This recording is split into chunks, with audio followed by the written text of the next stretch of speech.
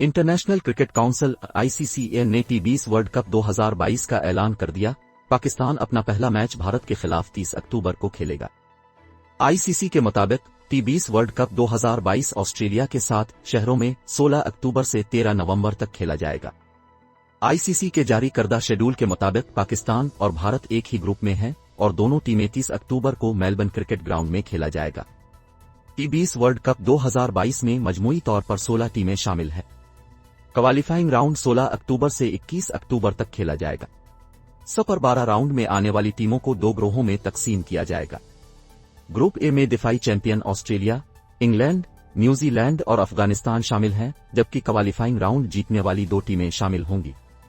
Group B में पाकिस्तान, रिवायती हरीफ भारत, बांग्लादेश और जनूबी अफ्रीका शामिल हैं। इस ग्रुप में भी क्वालिफाइंग राउंड जीतने वाली 2 टीमें शामिल होंगी। पाकिस्तानी टीम 30 अक्टूबर को भारत के खिलाफ पहला, 3 नवंबर को जनूबी अफ्रीका के खिलाफ दूसरा और 6 नवंबर को बांग्लादेश के खिलाफ चौथा मैच खेलेगी। इवेंट का फाइनल 13 नवंबर को मेलबर्न में खेला जाएगा।